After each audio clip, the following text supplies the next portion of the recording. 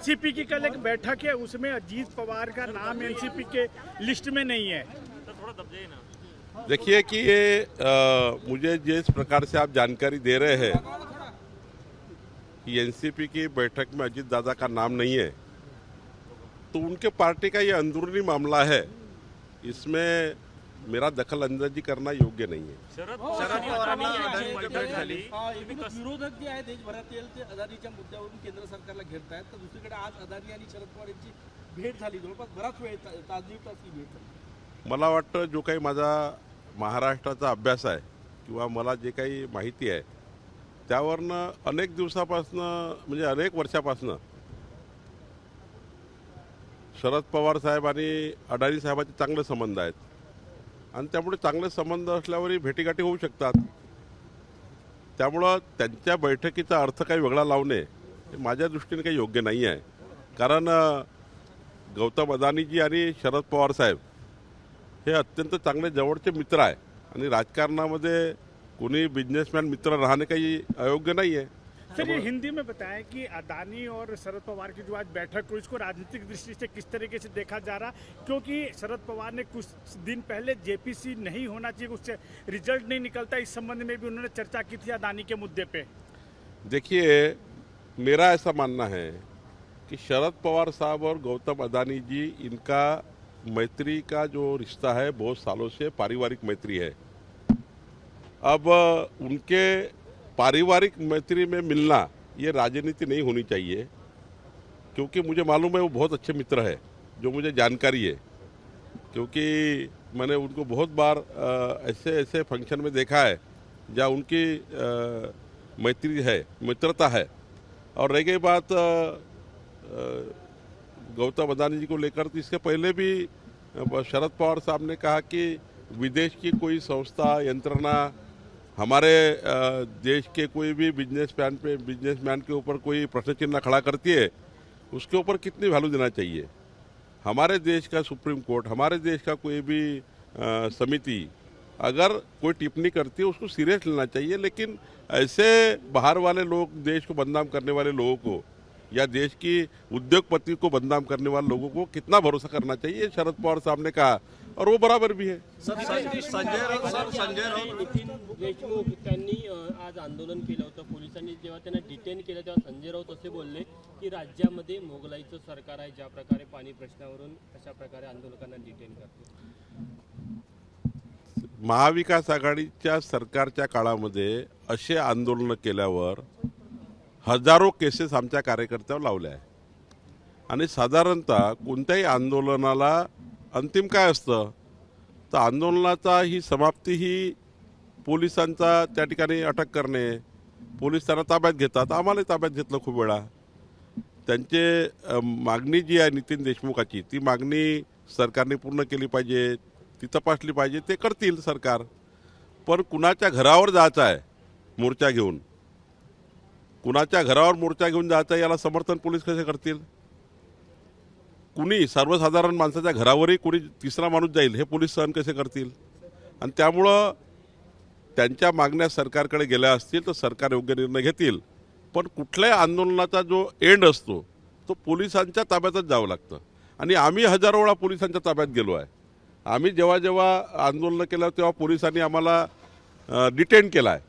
आम्ही घोषणा केली की उद्या उद्धव ठाकरेच्या या ठिकाणी नागपूरच्या रामगिरी बंगल्यावर जाण्याचा एकोणा निर्णय झाला, तेव्हा आम्हाला डिटेन केलं.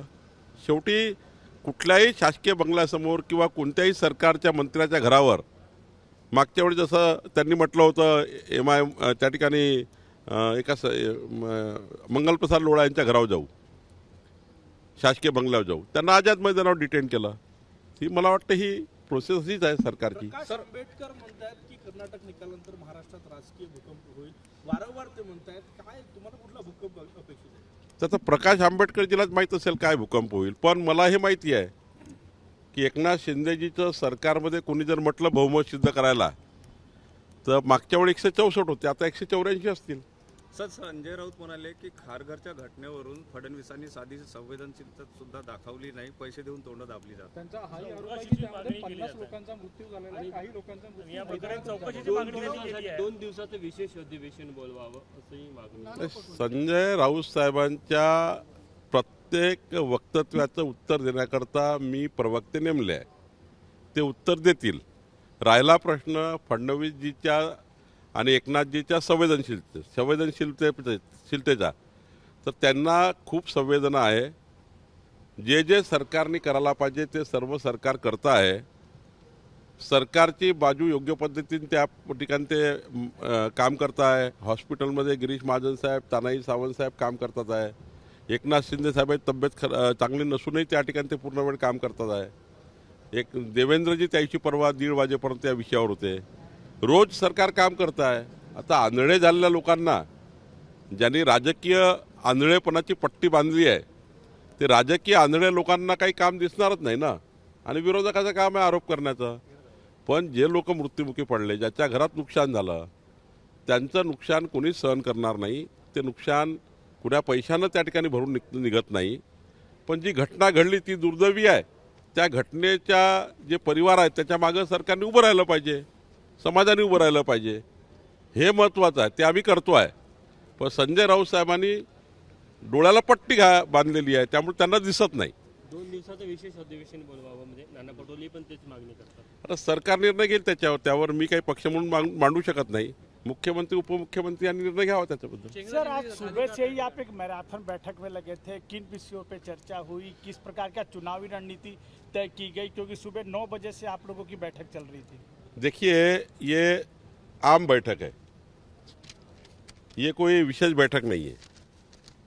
केंद्र सरकार, राज्य सरकार की योजनाएं जो समाज के आखिरी आदमी तक नहीं पहुंची है, उसको आइडेंटिफाई करना, उनको कहाँ क्षेत्र में हम अभी तक पहुंचे नहीं है. ऐसे बहुत आदिवासी गांव है जहाँ पर अभी भी केंद्र सरकार, राज्य सरकार की योजना प्रशासन के माध्यम से पहुंची कि नहीं.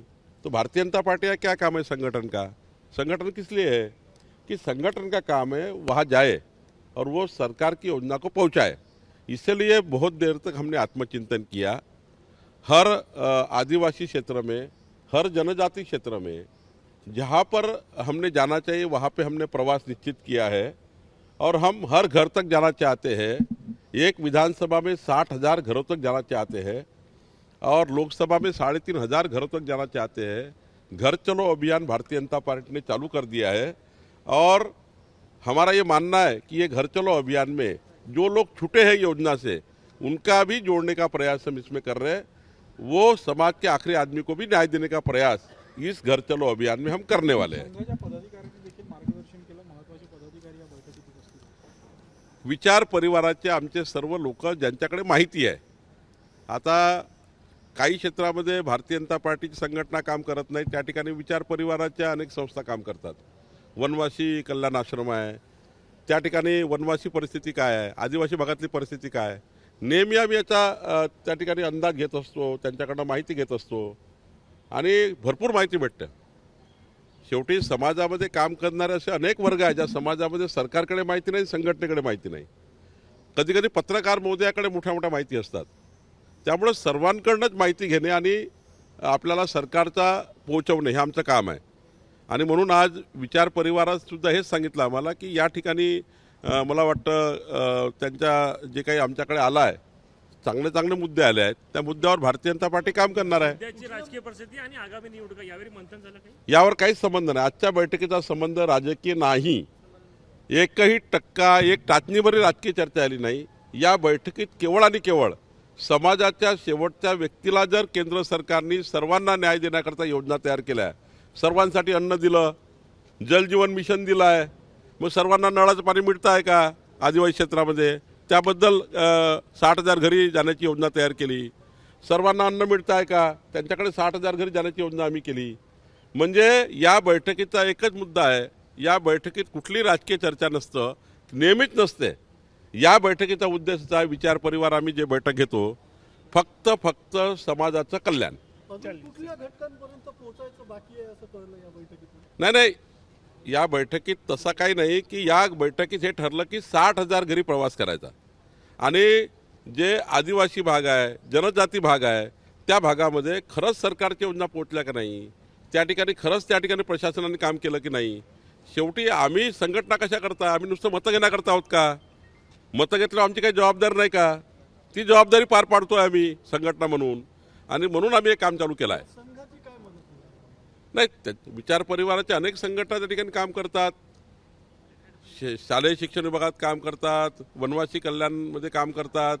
शेवटी कुठल्याही संघटनेकडनं किंवा कुठल्याही प्रवास करणाऱ्या व्यक्तीकडनं जर माहिती घेतली त्यात काय बिघडलं. आणि आम्ही त्यांना विनंती करतो ना की तुमच्याकडे काही माहिती आहे का, कुठं मागे बैठका झाल्यात नाही, आजचं कसं काही ठरलं नाहीये. एबीपी माझा, उघडा डोळे बघा नीट.